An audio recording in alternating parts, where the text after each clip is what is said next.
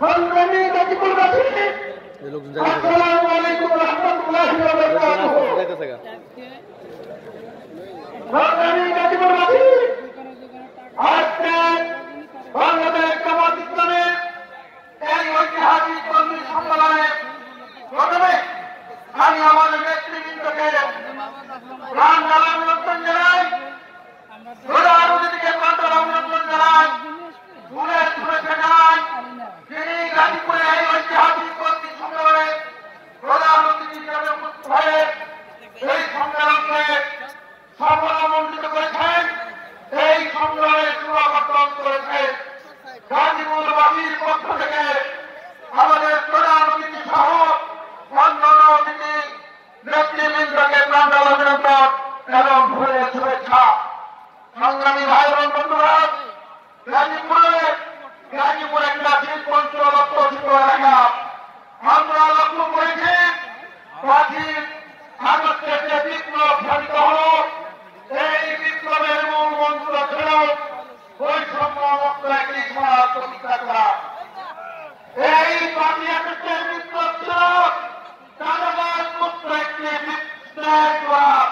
কিন্তু আমরা লক্ষ্য করলাম এক চাঁদাবাজ দেশ থেকে বিতাড়িত হয়েছে, আর চাঁদাবাজের আবির্ভাব হয়েছে। চাঁদাবাজের গোষ্ঠী লক্ষ্য করেছে নীল কারখানায় চাঁদাবাজি চলছে, দেশবাসী জানে না চাঁদাবাজি করছে। আমরা গাজীপুরের আজকের ঐতিহাসিক কর্মী সম্মেলন থেকে দূরত্ব মন্ত্রের বিচার প্রিয় ভাই আমার, আমরা ওই প্রধানমন্ত্রীকে বয়কট করবো আগামী দিনে ইনশাআল্লাহ। এটি উৎপাদন করে অতীতে ওই স্বৈরাচারদের মতোই তারাও দেশ থেকে পালানোর সুযোগ পাবে না। আরেকটি সমস্যা আমাদের এই গাজীপুরে, আমাদের অনেক ভূমিহীন ভাইরা সরকারি জায়গায় আজকে যুগ যুগ ধরে বসবাস করছে, শান্তিপূর্ণভাবে বসবাস করছে। আমরা লক্ষ্য করছি রিসেন্টলি তাদের কূটনৈতিক পরামর্শে তাদেরকে উচ্ছেদের নামে একটি অস্থিতিশীল পরিবেশ সৃষ্টি পায়খানা করা হচ্ছে।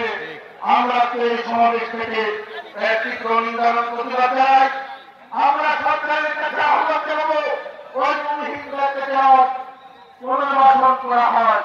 আমরা আমাদের প্রধান অতিথি আছে, ওনার কাছে আমরা আবেদন জানাবো এই ব্যাপারে ওনার সুচিন্তিত বক্তব্য আমাদেরকে জানাবেন এবং আমরা সরকারের কাছে আহ্বান রেখে গাজীপুরবাসী আজকে এই সম্মেলন সফলমণ্ডিত করার জন্য